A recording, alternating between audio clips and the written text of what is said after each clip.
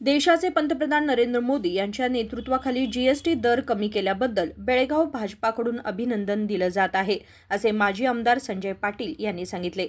सोमवारी बेळगाव येथे पत्रकारांशी बोलताना ते म्हणाले की दिवाळी आणि विजयादशमीच्या दिवशी मोदी नेतृत्वाखालील सरकारने जीएसटी दर कमी केले, यामुळे देशातील गरीब नागरिकांना मोठा फायदा झाला आहे। इडी भारत देशದಲ್ಲಿ जीएसटी लागू ಆಗ್ತಾ ಇದೆ। ಪ್ರಧಾನಮಂತ್ರಿ ನರೇಂದ್ರ ಮೋದಿಜಿ ಅವರ ಬಡವರ ಸಾಮಾನ್ಯ ಜನರಿಗೆ ಒಳ್ಳೆ ಒಂದು ದೀಪಾವಳಿ ದಸರಾ ಹಬ್ಬದ ಒಂದು ಗಿಫ್ಟ್ ಕೊಟ್ಟಿದ್ದಾರೆ।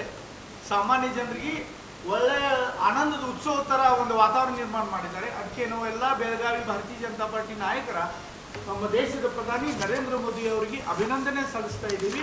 ಯಾಕಂದ್ರೆ ಸಾಮಾನ್ಯ ಜನರ ಪರವಾಗಿ ಬಡವರ ಪರವಾಗಿ ಕೆಲಸ ಮಾಡುವಂತ ಒಬ್ಬ ಧೀಮಂತ ನಾಯಕ ಪ್ರಧಾನಿ ನರೇಂದ್ರ ಮೋದಿ ಅವರ ಏನು ಹೆಜ್ಜೆಗಳು ಇಡ್ತಾ ಇದ್ದಾರೆ, ಅದ ದೇಶಕ್ಕೆ ಒಳ್ಳೆ ಮಾಡುವಂತ ಕೆಲಸ ಮಾಡುವಂತ ಪ್ರಧಾನಿಗೆ ಅಭಿನಂದನೆ ಸಲ್ಲಿಸುವಂತ ಕೆಲಸ ನಾವೆಲ್ಲರೂ ಕೂಡ ಯುವತಿ ಕಾರ್ಯಕ್ರಮ ಮುಖಾಂತರ ಮಾಡ್ತಾ ಇದ್ದೀವಿ। ಧನ್ಯವಾದ। विनोद कोलकार, KMM मराठी, बेळगाव।